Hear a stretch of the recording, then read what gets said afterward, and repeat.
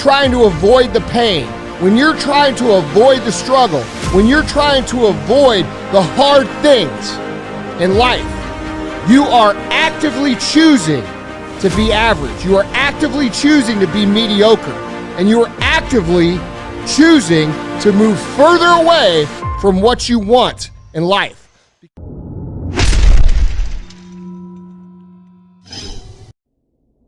You know, if you're just sitting around not doing that much, this might be good, work longer and harder. But you can only work so hard. Here's the key, not to work harder, but smarter. When you've worked as hard as you can, doing the best you can in terms of physical output in the time, reasonable time. The key is time is precious. Now let me give you Bill Bailey's description of time. Life is not just the passing of time. Life is not just the passing of time. Life is a collection of experiences, their frequency and their intensity. Life is not just watching the clock tick away. Life is a collection of experiences. When should you start the day? As soon as you have it finished. Plan the day the best you can, leaving plenty of room for improvising and surprises and all the stuff that happens during the course of the day. But if you've planned a good, productive day, now you start that day, you can't believe how much more valuable your time will be. Don't start the day until you have it finished. Here's something I do know. Sometimes desire waits for a trigger, waits for something to happen. Who knows what the happening may be? A song, the lyrics, a movie, a dialogue, a seminar, a sermon, a book, an experience, confrontation with an enemy, a conversation with a friend who finally levels with you. Whatever the experience it is, it's so valuable. And here's my best advice. Welcome all experiences. You never know which one is going to turn everything on. Don't put up the walls. The same wall that keeps out disappointment keeps out happiness. Take down the walls. Go for the experience. Let it teach you. All life forms strive to the max of its potential except human beings. How tall will a tree grow? As tall as it possibly can. You never heard of a tree growing half as high as it could. No, trees don't grow half.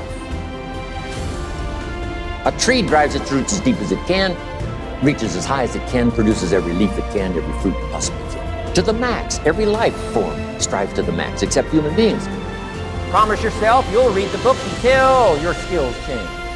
You'll go to seminars until you get a handle on it. You'll listen to it until it makes sense. You'll go for it until you understand it. You'll practice it until you develop the skill. Never give up until, however long that is. Step by step, piece by piece, book by book, word by word, apple by apple. Walk around the block, walk around the block. Go for it. Don't miss the chance to grow. And resolve that you'll pay the price until you learn, change, grow, become. Then you'll discover some of life's best treasures when you pay that price. Whatever the span of your life turns out to be, here's what you want to fill it up with: experiences and the intensity of those experiences.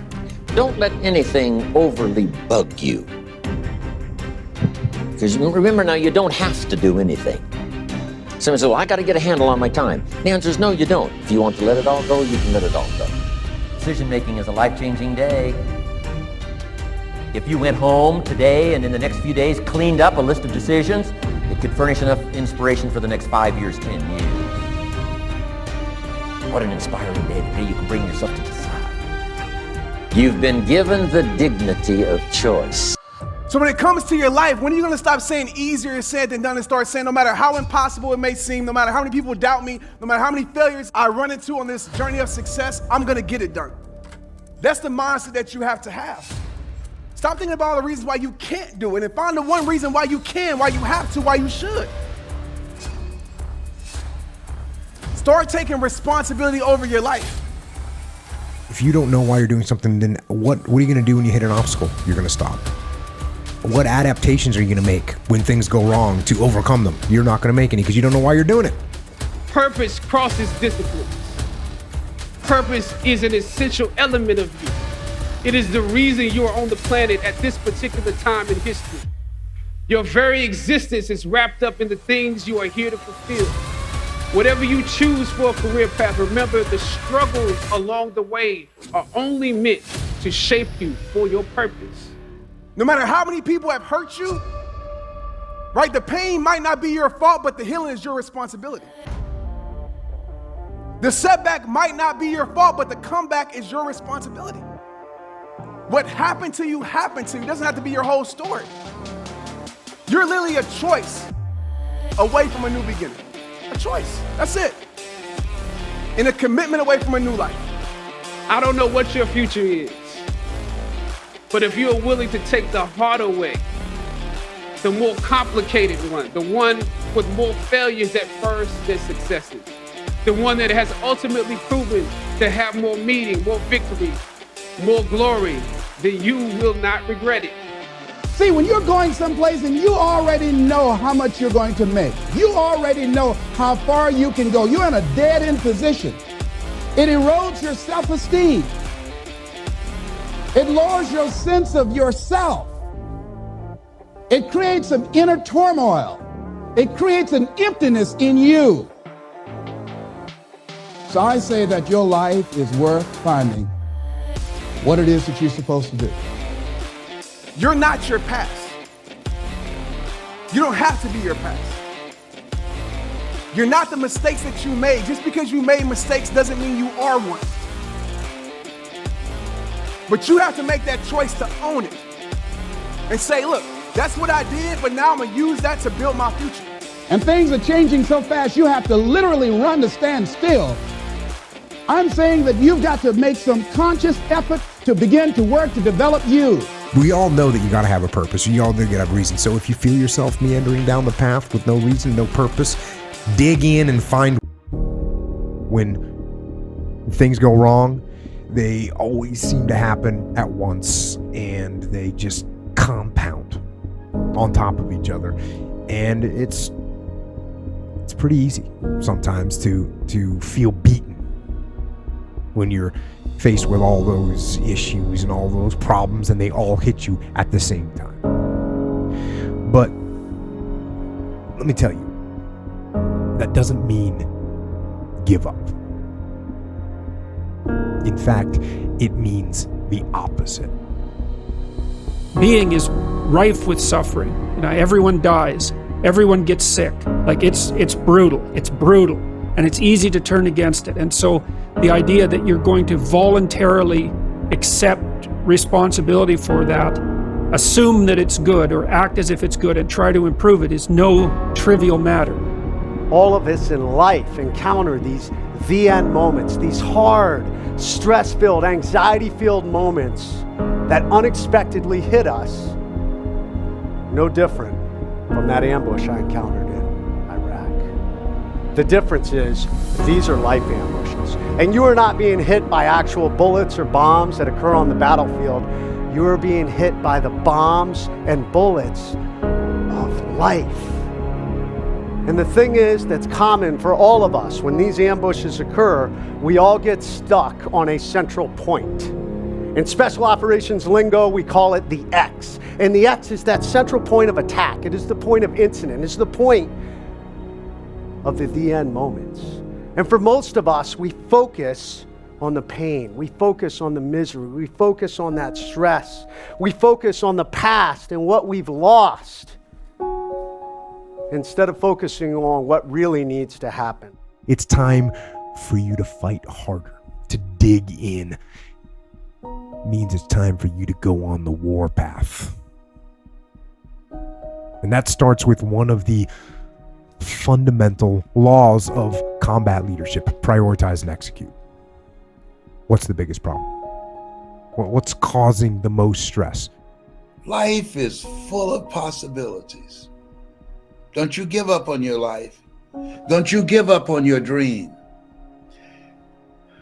there's some things that we can do, and we should do that and give it everything we have, and do that which we can do, and do that with everything in us. Life is very hard, obviously, but we're not doing everything we could to make it better. And we're often doing things to make it worse. So even if it is suffering, which is true, we have no idea how much we could ameliorate that if we all put our efforts into it. Oftentimes when we're in a crisis, there is no good option and outcome. It is choosing the best of the bad decisions. And so often, so many of us don't want to do what needs to be done, which is the short-term pain for the long-term gain. If your life isn't everything you think it should be, you have to ask yourself if you're doing everything you can. Because you actually don't get to make a judgment about the structure of being until you do everything you can. And I would say that's love, essentially. That's the decision. And then truth is the best strategy with regards to that attainment. So in the future, you look back at these struggles and you say to them, thank you. You made me better. When a flower doesn't blossom, you don't blame the flower. You fix the environment in which it grows, right? It's the same thing with your life. If you looked at your life as a flower, this is the only time I'm gonna tell you to point the finger. Maybe you're not growing, not because of what's inside of you, but because of what's surrounded by you. Some of us are in the wrong environment. So maybe it's time to uproot your life and put your life in the right environment. And like that flower, you will start to see your life bloom and blossom. When you choose a path of high achievement and you're serious about it, that's going to be a path that probably none of your friends are going to really commit to. That's just the way it is by law of statistics. So what happens is you move from this little friend group out here, right? And there's nobody else out there. And you're in the middle, okay? I call that no man's land.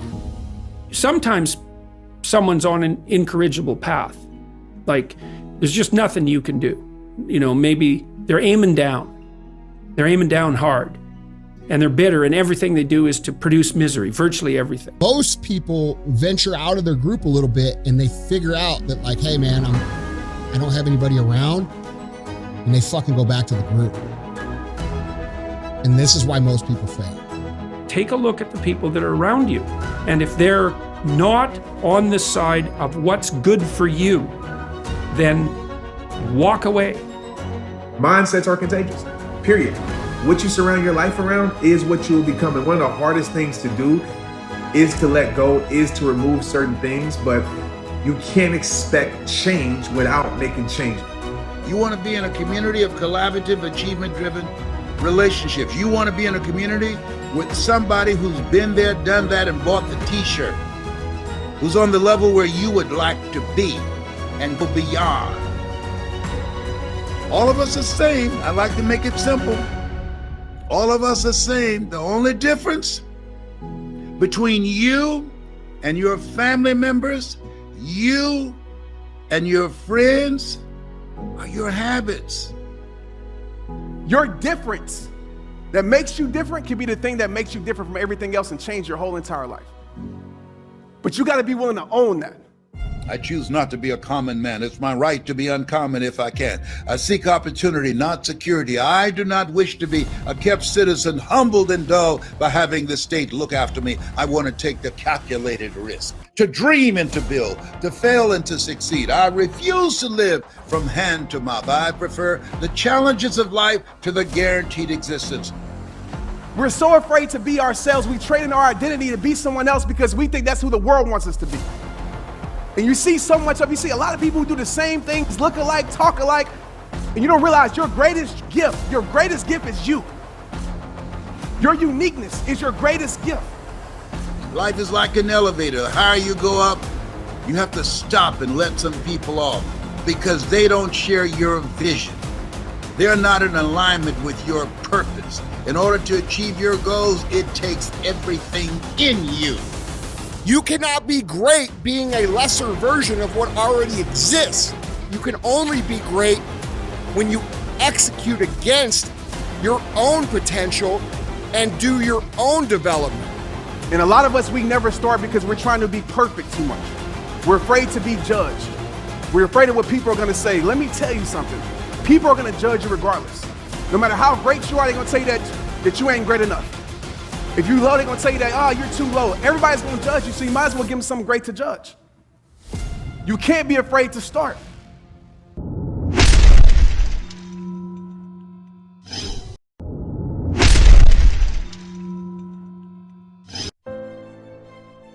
When you have fearful thoughts, the body reacts to every fearful thought, and that's an emotion. The body reacts with an emotion, the emotion you feel in your body.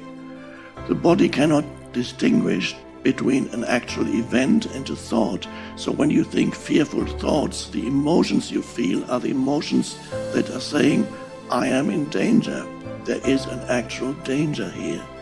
So you feel the emotion of fear, anxiety. How would your life look if you stop letting fear control your life? Some of us don't even realize that fear is the root issue for everything in our lives. Why we haven't started that business, why we haven't went to go achieve that dream, why we haven't did the thing that we know we were created to do. How long are you gonna let that hold you back? There is a voice in your head, and then there are thoughts. And you realize that some of those thoughts are negative, and many of those thoughts actually are not only unnecessary, but make your life very difficult, such as worry. You're creating a negative result before you experience it. So obviously you're gonna create fear in your life. A lot of us run away from our fears, and we box ourselves in to a lifestyle of this is all we can do. I'm afraid of everything outside this box. Most people live with what I call a cluttered mind. A cluttered mind means they are completely unaware that there's a continuous stream of mental commentary. You're not scared of failing, you're scared of what people are gonna think of you failing. The easiest way to get over fear is simple. Change what awaits on the other side. Fear is creating a known result from a situation you haven't experienced yet. We're scared of what we don't know. And there's only one way to learn and to know, and that is to confront that fear. When you can look at people, anybody, thousands of people, one person and say, hey, this is who I am. And this is where I have to fix myself. That's commitment. Inconvenience exposes commitment. So when it's inconvenient to do so, are you still gonna do so? When it gets real, are you still gonna stay loyal to what you said you were gonna do? You've lived a life dominated by doubt and fear. How do you step into bravery? Step. That's how you step into bravery. Step. Take the step. Step aggressively towards your fear. And that step towards your fear is the step into bravery. Don't wait anymore. Don't think anymore. Don't plan anymore. Don't contemplate anymore. Don't make any more excuses or justifications. Don't rationalize anything else. No, no, and no. Comes such a difference from those who can reach such incredible heights and those who haven't yet found the answers for their life and their health and their future. We just have to ponder that and let that give us a note of seriousness. It's serious whether you win or lose. It's serious whether you succeed or fail. It's serious whether you've got a good future carved out for yourself or you do not have. This is not the person I want to be. Guess what? Then you got to take your butt back through that fire and get on the backside of going through. Life happens. going through cancer, going through heartbreak, going through divorce, going through you and the relationships of you and your father not being where it's supposed to be, whatever it may be. Resilience is that promise of the human spirit. The promise of the human spirit that it can rise through the most difficult times in life and recapture its sense of aliveness and connection and meaning and move forward with great faith and optimism. If you've had a bad week, just sit down and ponder that for a while. Study it. See if you can't pick up some ideas from a poor week and then make a better week. Learn from your own experiences. One way to learn to do it right is do it wrong. I mean, that's one way to learn to do it right. Do it wrong. Now the key is don't let it take too long. Keep going. Go through. Because on the back side of it is where your glory comes, is where your peace comes, all of those wonderful sayings and being. But the reality of the matter is that is where you're trying to get to. And once you get there, you're going to feel it. You're going to know it. Character is not something we inherit. Character is something we got to wake up every single day. We got to fight and we got to build it. A big part of resilience is allowing ourselves to feel that. Allowing ourselves to feel those challenging days and those dark nights and those frustrating moments. Allowing ourselves to be like, oh yeah, it's all right if I'm not perfect. I'm struggling right now. Resilience always begins with acknowledgement of the difficulty, acknowledgement of the challenge, acknowledgement of the struggle of life, and acknowledgement of the inevitable hardships. You got to get going. You got to take action. The disciplines is the miracle process. And here's how to get the miracle of your future going as far as disciplines are concerned. Number one, do what you can. Do not disregard the smallest of disciplines. Let us not neglect. Do not neglect the smallest of disciplines and build on that foundation, and you can have everything you could possibly want. Because life don't care about you personally. It don't care how cute you are. It doesn't. Life is going to do the same thing over and over and over and over again, which is you get the lesson, you move on. You don't get the lesson, I'm going to keep coming back. Could change, should change, don't change. You're on the wrong track. Letters you haven't written, conversations you haven't had with your family, somebody you should sit down with when you get back home, get that job done. Don't let neglect destroy your days, destroy your life, and destroy your future. Go back and do what you can. And if you'll do what you can, then life will give you some extraordinary things to do. Character is not a product of circumstances. It's the thing that survives it. To those human beings who are of any concern to me, I wish suffering, desolation, sickness, ill treatment, indignities. I wish that they should not remain unfamiliar with profound self-contempt, the torture of self-mistrust, the wretchedness of the vanquished. I have no pity for them, because I wish them the only thing that can prove today whether one is worth anything or not. That one endures. Our car has a governor. It can go 130, but the governor's set for 92. So you're sitting there trying to race a Corvette. The Corvette flies by, but you're like, God, I wish this governor was off. Our brain has a governor also. Whenever it gets to those fears, those insecurities, those issues that we haven't dealt with in life, the governor comes on and we can't go past that. There's a lot of potential you locked in your genetic code. And then if you put yourself in a new situation, then the stress, that's the situational stress that's produced by that particular situation, unlocks those genes and then builds new parts of you. The second law of thermodynamics is that everything moves towards entropy. Life is chaos. It takes an inhuman amount of effort to bring order to that, to find success in the middle of that. So while I cannot promise you success, I can promise you failure. I cannot promise you happiness, but I can promise sadness. So if you know those are the guarantees and the other things are the things that you have to strive for, you better be striving in service of something that in and of itself is interesting to you. We have become complacent to being fucking average motherfuckers. What was the last thing you did that was fucking great? How's your bank account? What's your fitness look like? How's your family life? You're like the potential composite of all the ancestral wisdom that's locked inside of you biologically. But that's not going to come out at all unless you stress yourself, unless you challenge yourself. And the bigger the challenge you take on, the more that's going to turn on. For me, the very meaning of life is to see how many skills I can acquire that have utility and then put that utility to the test.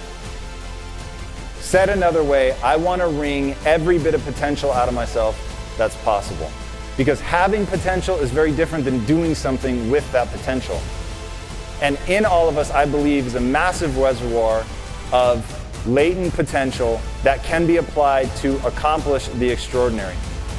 If you got to the point where you could look at the darkest things, so that would be the abyss, right? That would be the deepest abyss. If you could look at the harshest things, like the most brutal parts of the suffering of the world and the malevolence of people and society, if you could look at that straight and directly, that would turn you on maximally.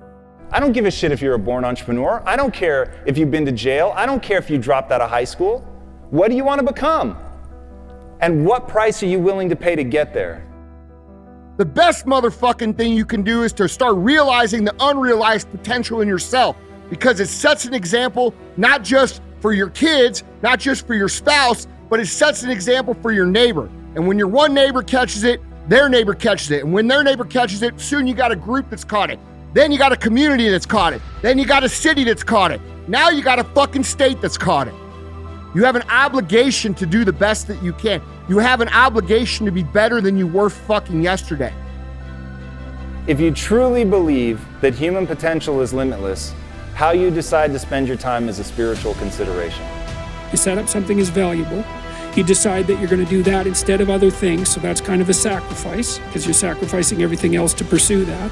And then you experience a fair bit of positive emotion and meaning as you watch yourself move towards the goal. And so the implication of that is that the better the goal, the more full and rich your experience is going to be when you pursue it.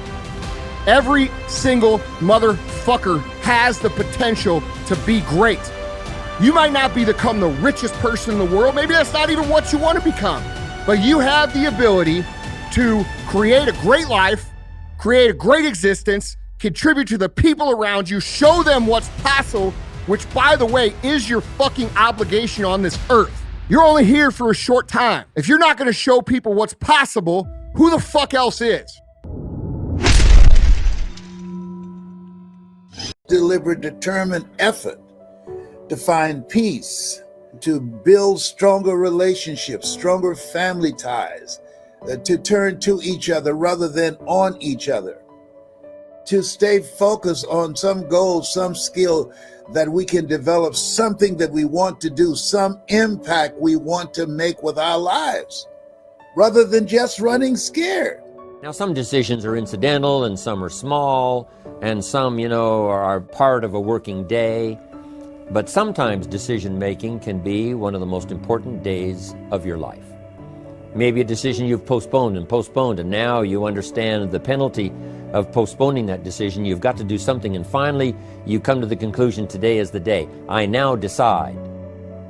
I want to do something that resonates with me, with my heart, with the things that I know that I have within myself to do, but through procrastination, through fear, through being in a toxic, negative environment, through my not having confidence in myself, and I know about that. For 14 years, I didn't do what I'm doing because I didn't believe in me. If your mind cannot see completion, meaning you don't know the path, you don't have clarity on the path to fulfill or complete something. If your mind can't see the steps, your heart will ask to pause. If you decide and then, postpone, and you decide, but you still don't get to it for a week or a month or a year, soon all that energy and that source of inspiration is all dissipated. You want to improve? You want to get better? You want to get on a workout program or a clean diet? You want to start a business? You want to write a book or make a movie or build a house or a computer or put together some mobile application? Where do you start? You start right here. And when do you start? You start right now. Indecision is the thief of opportunity. Indecision means the door is still closed. Indecision means the opportunity waits. Indecision means what could be is postponed or may never be. Those are all the penalties of indecision. You have something special. You got greatness in you. And you have to make a conscious, deliberate, determined effort to find out what is that greater work? What does that look like? Take that first step and make it happen. Get after it. And get after it here and now. Deadlines I had to meet. I didn't meet those deadlines, and I lost a car, lost a home, lights were cut off, telephone was cut off. All of those things are going to happen to you at different points in life. Now, the question is, what does it really mean? It really doesn't mean anything. It's not important at all. It's just a temporary inconvenience, because all of those things can be corrected, and it's a part of the process that we all go through. One of the things you do when you're overwhelmed by crisis is you shorten your time frame. You know, it's like you can't think about next month. Maybe you can't even bloody well think about next week, or maybe not even tomorrow. You know, because now is just so overwhelming that that's all there is. And that's what you do. You cut your time frame back until you can cope with it. And if it's not the next week that you see how to get through, then it's the next day. And if it's not the next day, then it's the next hour. And if it's not the next hour, then it's the next minute. When you're trying to avoid the pain, when you're trying to avoid the struggle, when you're trying to avoid the hard things in life, you are actively choosing to be average. You are actively choosing to be mediocre. And you are actively choosing to move further away from what you want in life. Because that hardship and that pain and that struggle and that frustration, they give you the skills that will forge you into a motherfucking champion.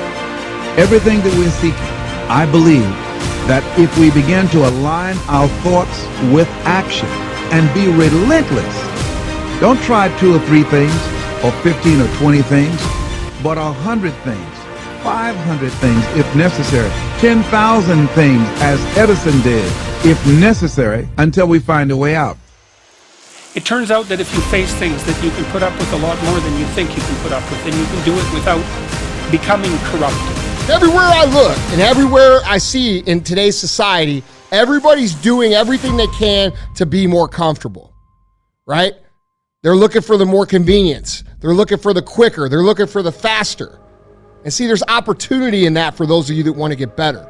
You know, you have to look for that little bit of sparkling crystal in the darkness when things are bad. You have to look and see where things are still beautiful and where there's still something that's sustaining. And you know, you narrow your time frame and you be grateful for what you have, and that can get you through some very dark times.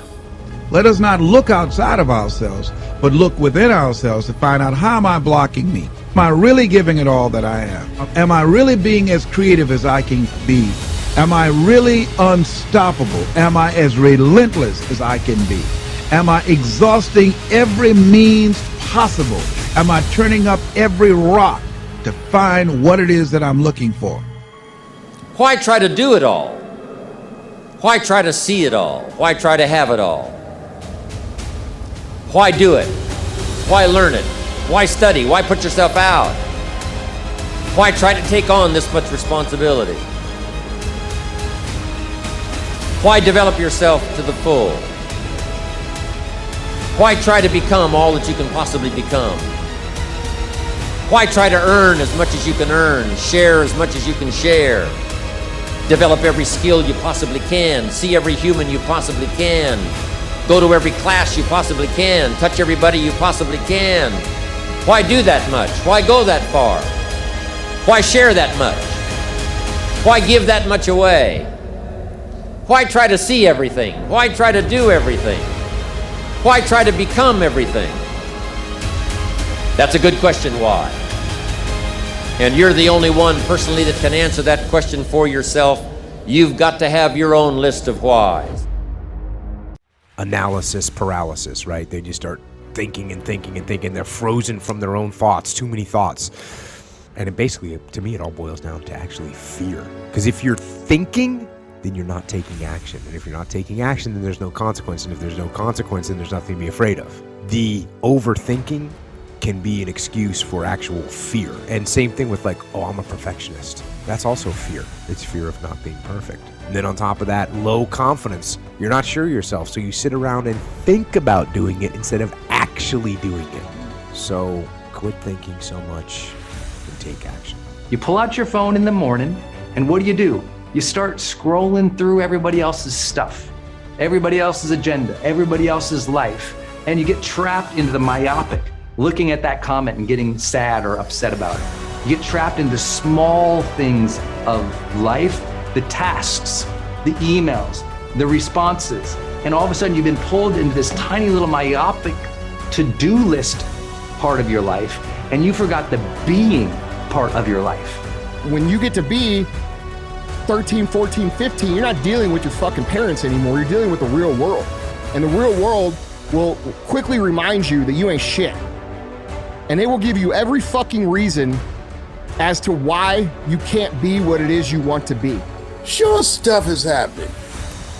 And it's difficult where we are, but we have a power within us to handle this. See, at the end of the day, here's what we know.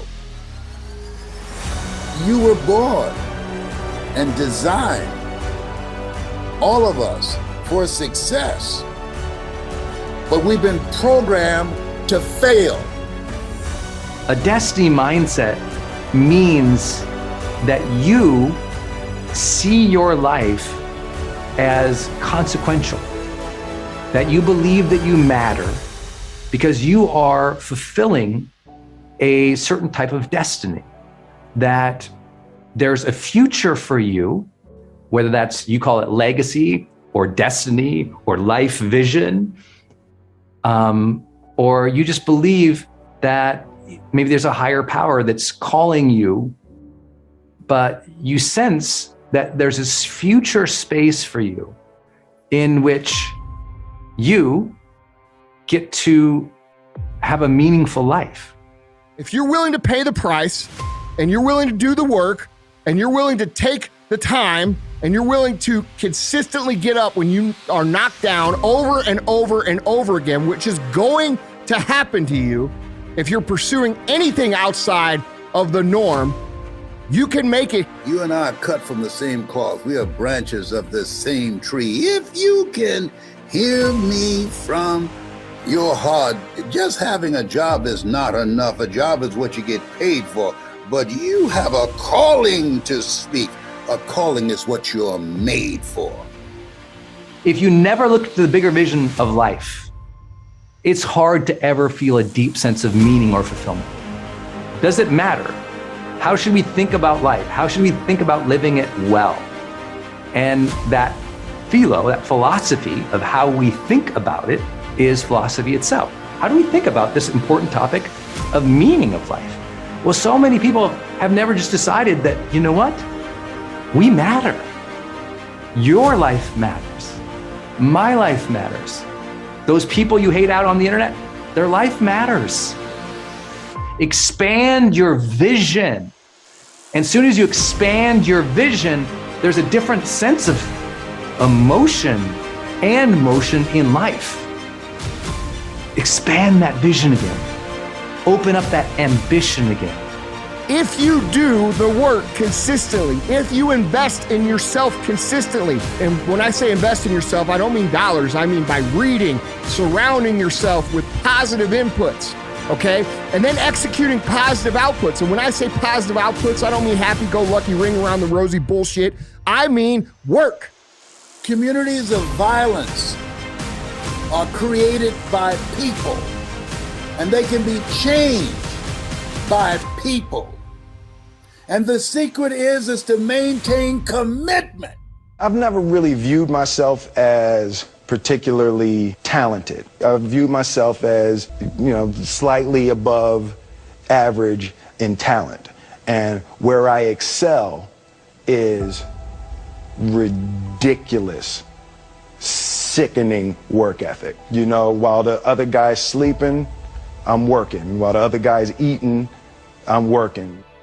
Work as hard as you possibly can on one thing and see what happens. And that's also predicated on this idea that discipline is a precondition to freedom. All we see is the result, the main play. But we never see what happens before the curtains open or the amount of rehearsals before the performance. So we assume it's just talent. But there's something else, a secret that not many people know about. And that is hard work. Stop thinking of how to make $1 million. Just go make $10 and do everything 10 times as hard. Now, it's gonna be hard. Understand that. It's gonna be very hard. But you ain't got nothing else to do.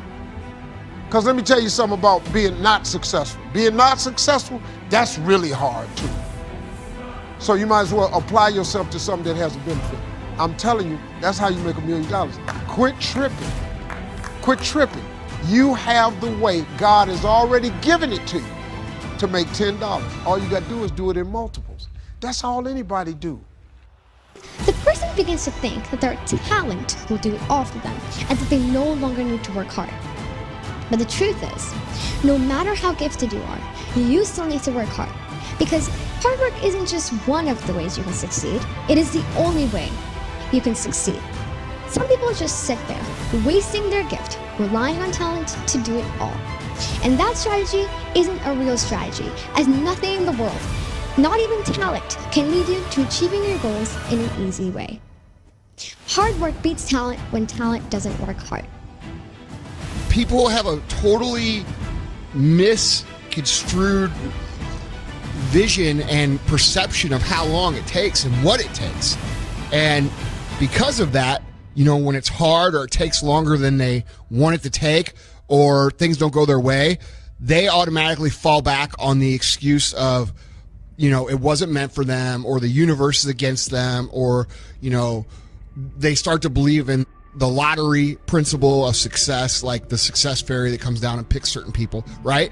Instead of just saying, hey, I haven't been doing this long enough, or I haven't been working hard enough, or I haven't been doing what it takes, it's easier to put the blame off somewhere else, except that in your mind that success is something that is luck-based or chance-based or happenstance, instead of just taking responsibility and say, hey, I didn't do what the fuck it takes. It's going to require a lot of work on your part, an ongoing process of personal and professional self-mastery. And it's going to require that you begin to see yourself worthy of the requirements in terms of effort, in terms of commitment, in terms of action, in terms of preparation, or whatever it is that you need to do in order to take your life where you want to take it. Only thing that I see that is distinctly different about me is I'm not afraid to die on a treadmill. I will not be outworked, period. And so all you have to do is look at your game plan, look at your strategy. How is it that you have been being? What is it that you've been doing to produce this? So you're the director, you're the producer, you're writing the script, you're the star of your life. And as you begin to look at your life, you can decide whether or not it's a smash or whether or not it's a flop. That's in your hands. Look at your life, look at where you want to go. Don't worry about your circumstances. Don't worry about your age. You might have more talent than me. You might be smarter than me. You might be sexier than me. You might be all of those things. You got it on me in 9 categories. But if we get on the treadmill, right, there's 2 things. You're getting off first, or I'm going to die. It's really that simple. I don't know what you want to achieve with your life. Here's what I know about you, that you have greatness within you, that you have things and gifts and talents that you've been bestowed with. But as you work consciously, making a conscious, deliberate, determined effort to cultivate and bring them out and develop a sense of purpose in knowing that your life can make a difference, decide to make and leave a legacy with your life, I say to you that the planet will never be the same again because you showed up.